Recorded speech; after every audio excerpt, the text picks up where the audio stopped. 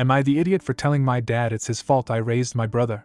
My female 20 mom died 7 years ago when my little brother, E10M, was 3 years old. It really devastated all of us, and of course I miss her more than anything.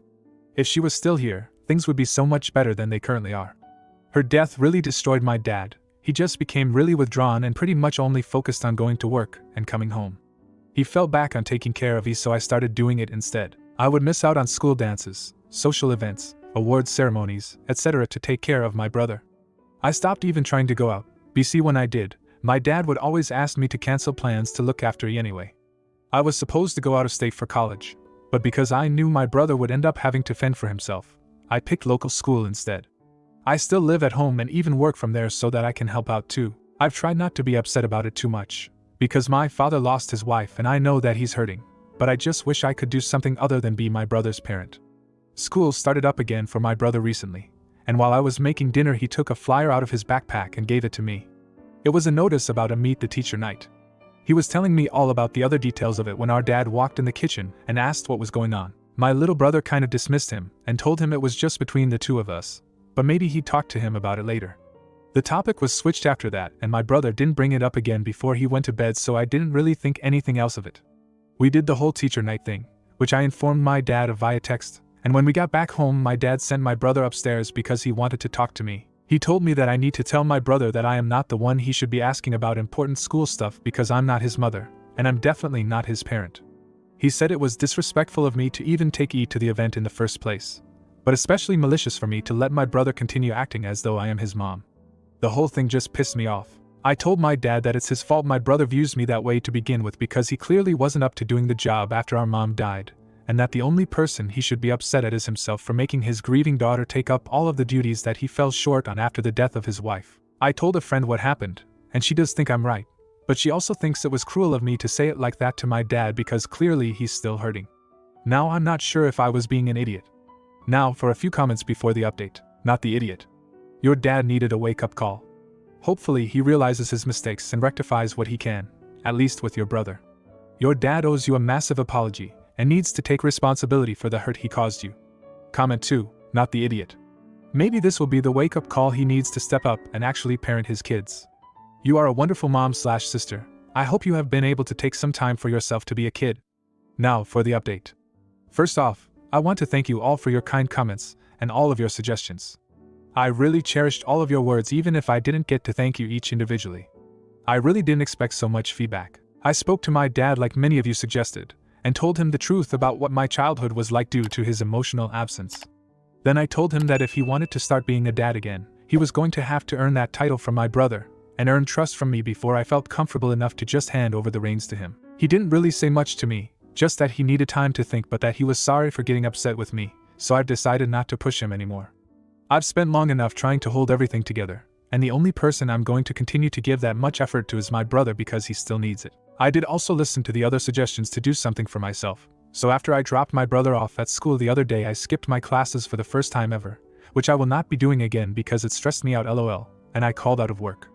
I got my nails done, I went to a bookstore, made an appointment with my own therapist, and I bought some flowers to go visit my mom's grave. I told her about everything that's been happening, and I know she wasn't really there or anything, but it felt good to say it out loud. I know this started because I was angry with my father, and I know all of you pretty much collectively agree that I was not the AH for being upset. BC, what he's been doing is worth getting mad over. But I still asked my mom not to be too pissed off at him from the afterlife. I don't know if this was the update any of you wanted or were expecting. It has only been a few days, maybe things will change, but it's okay if they don't. I did it for 7 years and I can do it for a few more. I will try harder to give myself some grace though.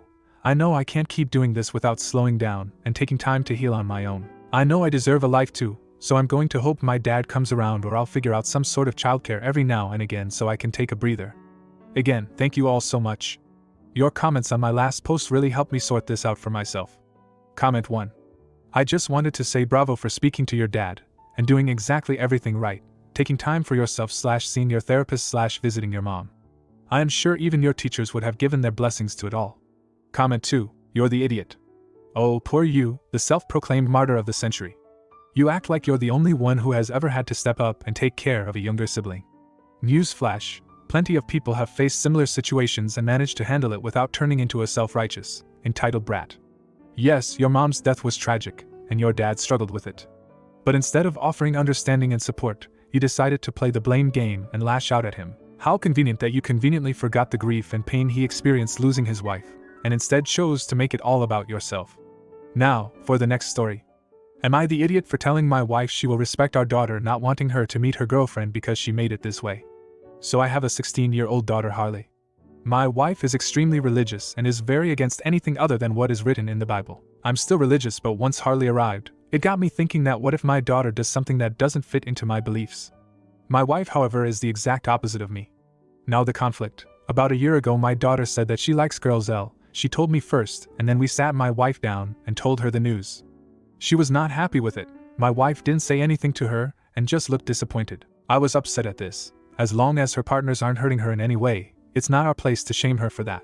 I told my wife that she cannot try to tear our daughter down because she doesn't agree, and she is going to have to make a sacrifice for the sake of our daughter and her well-being and to please make her feel supported. Turns out my wife was going to my daughter and showing her all of these different dating apps of only men, trying to set her up with guys, recommended her to date one of her friend's sons, and forced her to go out with him. She ended up telling my daughter that she was not normal from this, and she needs to go to confession, because this is a phase.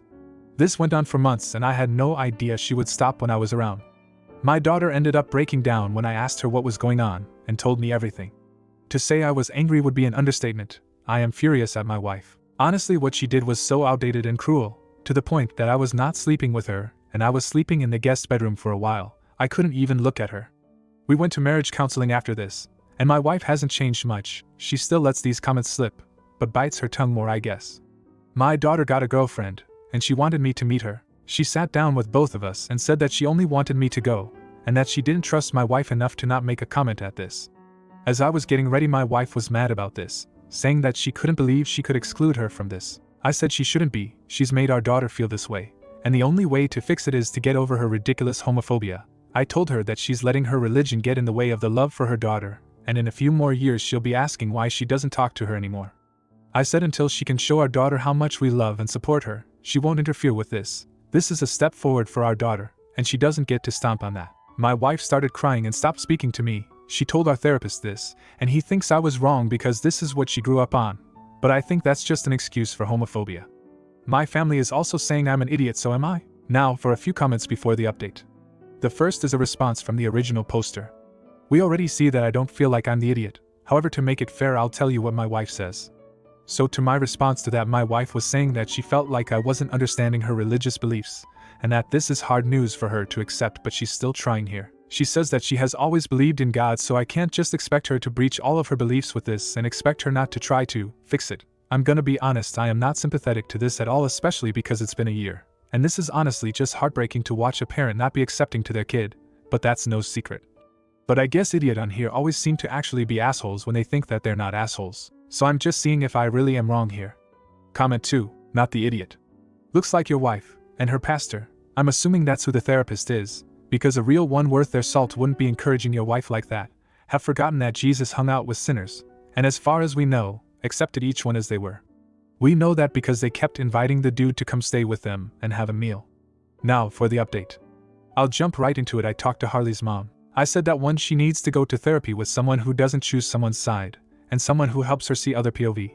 But I am not willing to do that with her, and that's something she needs to do on her own. 2, if she continues this, you ruin any chance with her. And as a mom, she made a decision to protect her, not be the reason she needs protection. 3, I hope that 1 and 2 sunk in, because I'm not going to be here to pick up the pieces for her shitty behavior. And now more than ever is the time to redeem herself if she even can, because we are absolutely getting a divorce. The most I can say is it was not taken while I talked to Harley. I explained that we are getting a divorce. None of this is on her, and it never was. But she needs the choice to not deal with this anymore. And I want her to do the little things and feel free to bring around anyone she wants, and not be worried about her parents' reaction. I said this doesn't mean their relationship is over. I'll still be right here with her to try to redeem any relationship with her mom if she wants me to. I know it's a big change, but it's no one else's job but her mother's to fix her issues. I said again, this wasn't her fault, but it also isn't her responsibility. And it was my fault to go on with this. She was sad at first but came to terms with this. Many said to make it clear that this was not her fault, and I tried my best to make sure she understood that I stayed in a hotel for a while, and Harley had some fun with my brother. I got a little house quickly, and quickly started moving everything I could. Harley got to decorate her new room. I got her in therapy too. Her mom is still swearing that Harley is going to hell. Harley needs confession. She's insulted and cursed Harley in person, then tried to act like a sweet, caring mother in text and voicemail. She tried saying I'm the abusive one. She said that I was forcing her to like girls. She said I was now going to hell, a poop father and husband, threatened to take Harley away permanently, and much more that I don't think can be on here. I think she took this as a challenge. As I said before, I gave Harley the choice to stay with me or 50-50 etc. with her age. There's a good chance she gets to choose, especially given the circumstances. I think she forgot what it was like to not walk on eggshells. After a week she said that she thinks she wants to stay with me, and just visit her mom with no sleepovers. I've seen a lot more of her girlfriend around the house, and it's clear Harley's much more comfortable in her own skin and sexuality. Things are still hectic, but are looking up. Overall, I've taken most advice. We have divorced, moved out, gone to therapy, and just commonly reminding that this isn't her fault nor responsibility. Comment 1. Thank you for being a loving father and a good role model. And I'm sorry, but your wife is bonkers, and you need to tell her that if she's insisting on keeping up this way, you'll not only expose her to the church, but also seek a restraining order for you and your daughter, and you'll go after her for every penny you can get. Comment 2. You're the idiot. Wow, you really know how to blow things out of proportion and make a mess out of your family. Your wife has her own beliefs, which she is entitled to, and you think it's okay to attack her for not accepting your daughter's sexuality. You're the one who decided to undermine her and go against her wishes. Instead of trying to find common ground and understanding, you decided to escalate the situation by threatening divorce and making ultimatums. You clearly have no regard for your wife's feelings or beliefs, and now you're praising yourself for taking advice from strangers on the internet and using it to tear your family apart. If you enjoyed today's video, don't forget to drop a like. It really helps the channel grow. See you next time.